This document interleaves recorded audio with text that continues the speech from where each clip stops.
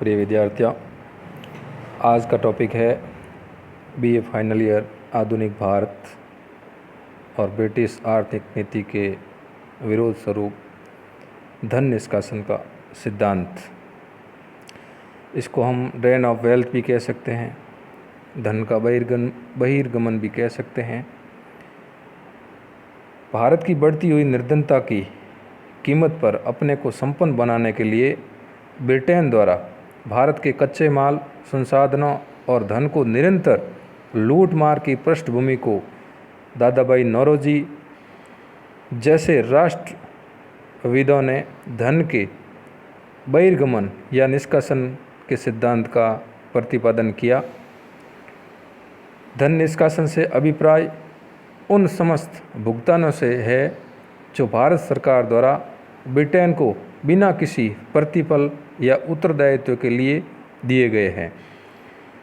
धन निष्कासन का सिद्धांत अथवा ड्रेन ऑफ वेल्थ का वर्णन सर्वप्रथम दादाभाई नौरोजी ने अपनी पुस्तक the poverty and un British rule in India में किया है। भारतीय धन के बहिर्गमन को और इस धन को इंग्लैंड भारत से कैसे बाहर ले जाता है, उसका वर्णन दादाभाई नौरोजी ने किया है। सर्वप्रथम दादाभाई नौरोजी ने 2 मई सन 1867 को लंदन में आयोजित ईस्ट इंडिया एसोसिएशन की बैठक में अपने पेपर, जिसका शीर्षक था इंग्लैंड डेब्ट टू इंडिया, को पढ़ते हुए पहली बार धन के बहिर्गमन का सिद्धांत प्रस्तुत किया। कालांतर में दादाभाई नौरोजी ने अपने कुछ अन्य निबंधात्मक लेखों जैसे poverty and un British rule in India, the wants and means of India, जो 1870 में इनकी एक पुस्तक आई थी, और on the commerce of India 1871 द्वारा धन के निष्कासन सिद्धांत की भली भांति इसमें व्याख्या की गई है। दादाभाई नौरोजी धन के बहिर्गमन के सिद्धांत के सर्वप्रथम और सर्वाधिक प्रखर प्रतिपादक थे। 1905 में उन्होंने कहा है कि धन का बहिर्गमन समस्त बुराइयों की जड़ है और भारतीय निर्धनता का मुख्य कारण है।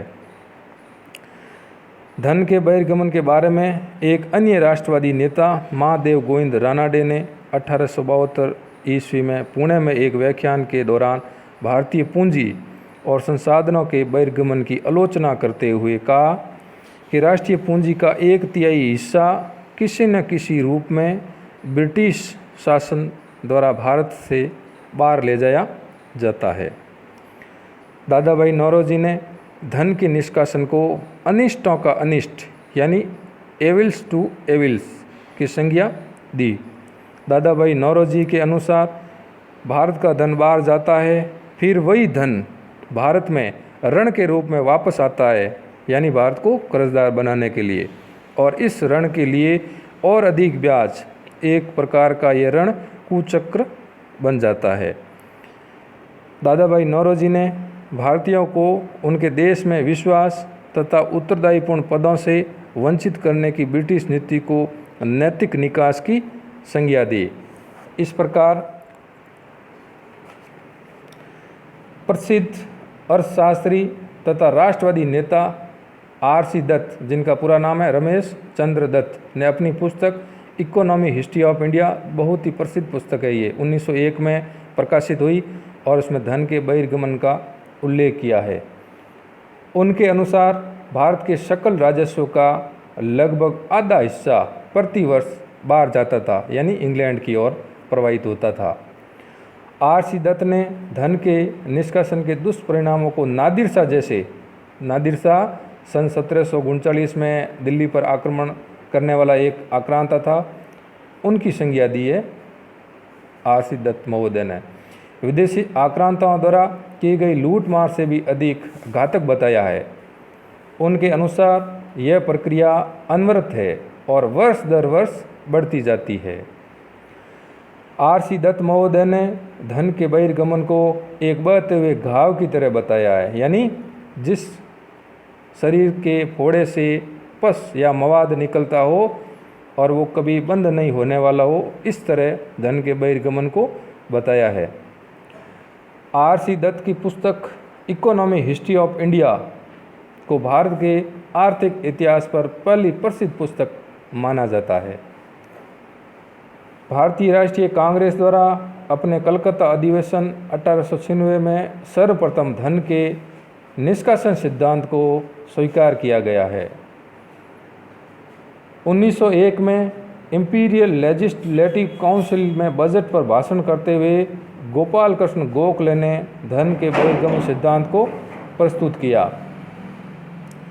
इस प्रकार रजनी पाम दत्त की एक पुस्तक है जिसको हम इंडिया टुडे के नाम से जानते हैं। भारत में ब्रिटिश औपनिवेशिक काल में विभिन्न चरणों का उल्लेख मिलता है और इस प्रकार धन का बहिर्गमन बहुत ही घातक और शोषक सिद्ध हुआ है। मद्रास के अध्यक्ष जॉन सुलीवाल ने कहा है, यानी ये इंग्लैंड का था और मद्रास में उस समय ये तत्कालीन अध्यक्ष था। उन्होंने कहा हमारी व्यवस्था बहुत कुछ स्पंज की तरह काम करती, स्पंज यानी रुई की भांति। उसके जरिए गंगा नदी तट से सारी अच्छी चीज़ों को सोख लिया जाता है और टेम्स नदी के किनारे लाकर उसे निचोड़ा जाता है। यानी एक रुई है जिसको गंगा नदी में डुबोकर जिस प्रकार उसमें पानी भर जाता है, वो रुई भरी हुई रुई, पानी यानी धन से भरी हुई। टेम्स नदी यानी इंग्लैंड टेम्स नदी के किनारे बसा हुआ शहर है और उस टेम्स नदी में लाकर निचोड़ा जाता है। इस प्रकार ये एक स्पंज की तरह कार्य करता है।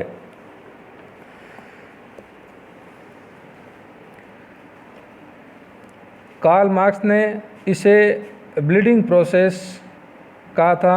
दादा भाई नौरोजी ने अंग्रेज़ों द्वारा की जा रही धन निष्कासी के विभिन्न तरीकों के वैज्ञानिक विश्लेषण द्वारा सिद्ध कर दिया कि अंग्रेज़ भारतीयों के शोषण से पूंजी व साधनों का ब्रिटेन में भुगतान कर रहे हैं।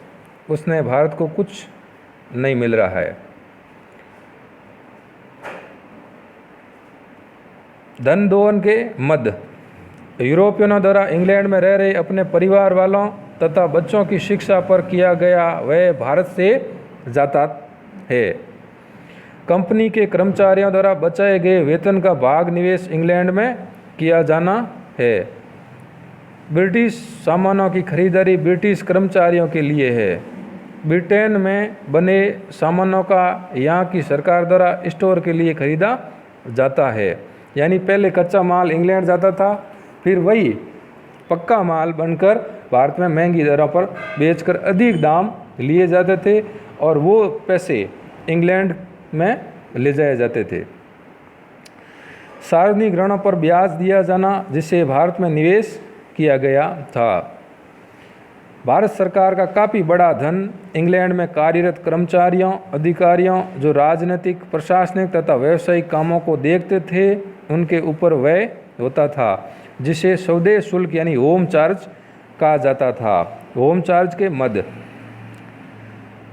सार्वजनिक निवेश पर दिया गया व्यय जो इंग्लैंड में ऊंची दरों पर लिया गया था। रेलवे तथा सिंचाई कार्यों पर किए गए निवेश पर दिया गया वार्षिक भुगतान ये होम चार्ज के मद है। असैनिक विभाग में कार्यरत अंग्रेज़ों को दिया जाने वाला वेतन, इंडिया ऑफिस के व्यय जो पदाधिकारियों की पेंशन जिन्होंने भारत में या भारत के लिए इंग्लैंड में काम किए गए थे, सेना तथा नौसेना के पदाधिकारियों को दिए जाने वाला वेतन या धन।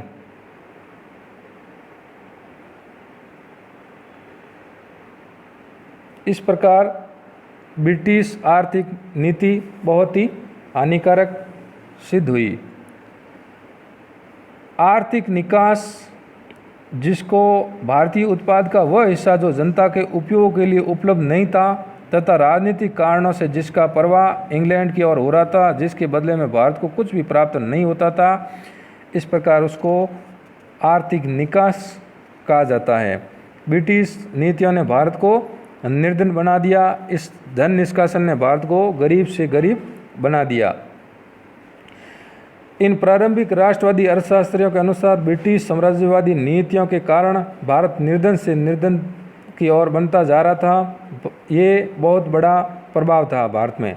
भारत की निर्धनता मानव निर्मित है, इसका स्पष्टीकरण करके इसे दूर किया जा सकता था। इस निर्धनता के कारण पूंजी का संचय एवं निर्माण नहीं हो रहा था।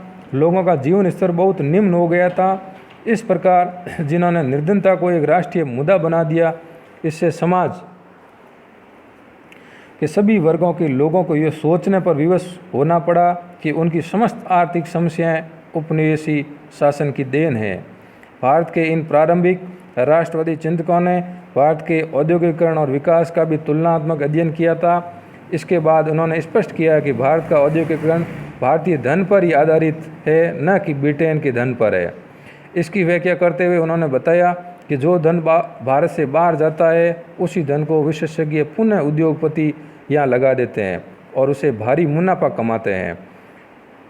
इस प्रकार भारत का जो तथाकथित औद्योगिकीकरण हो रहा था, उसका आधार भारतीय धन एवं संसाधन ही है, न कि विदेशी धन।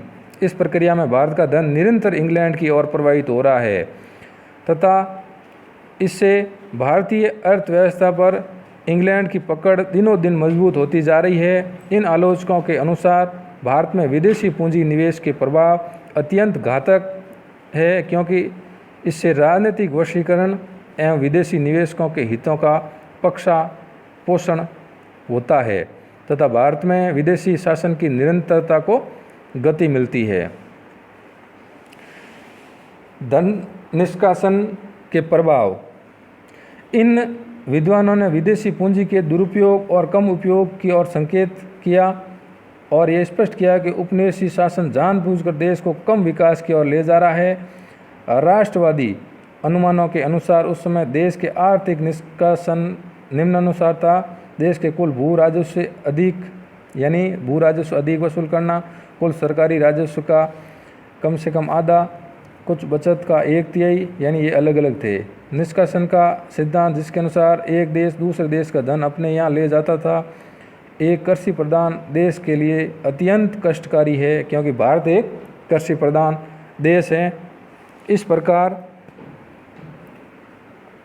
ये धन का निष्कासन अनिष्टकारी सिद्ध हुआ, क्योंकि भारत गरीब से गरीब होता चला गया। इस प्रकार भारत में अनेक तरह के भू राजस्व प्रणालियाँ अपनाई गई थी, जिसमें स्थायी बंदोबस्त या उसको इस्तमरारी या ज़मींदारी बंदोबस्त कहते हैं, वो भी अधिक से अधिक राजस्व वसूली कर भारत को गरीब से गरीब बना दिया। इससे पहले भी ठेकेदारी प्रणाली थी, जिसको फार्मिंग सिस्टम कहते हैं, उसमें भी भारत को बहुत अधिकतर लूटा गया था। और उसके बाद रैयतवाड़ी व्यवस्था आई थी, जो मद्रास और उस भाग में थी, उसमें भी किसानों को सीधा लूटा गया था, बिचौलियों का उसमें दमन किया गया। और उसके बाद मालवाड़ी व्यवस्था आई, उसमें भी पूरे गांव को एक साथ कर राजस्व देने के लिए मजबूर किया गया। और इस प्रकार ब्रिटिश आर्थिक नीति अत्यंत घातक और शोषण युक्त सिद्ध हुई। इस प्रकार भारत के जो औद्योगिक विकास भी हुआ था, उसमें भी प्राचीन कुटीर उद्योगों का पतन कर आधुनिक उद्योगों का विकास किया गया था, केवल और केवल इंग्लैंड के हितों की रक्षा के लिए। इसमें उद्योगवाद को बढ़ावा दिया गया, लेकिन भारत गरीब से गरीब होता गया।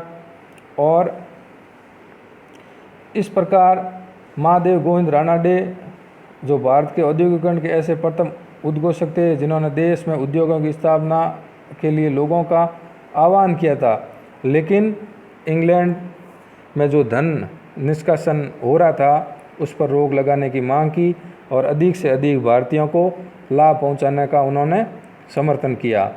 राष्ट्रीय नेताओं ने देश की आर्थिक प्रगति की प्रथम शर्त आधुनिक उद्योगों की स्थापना मानते हैं, लेकिन तत्कालीन जो परिस्थितियां थी, उसमें ज़्यादातर लाभ यानी उस फ़ायदा जो नफ़ा था वो इंग्लैंड को हो रहा था।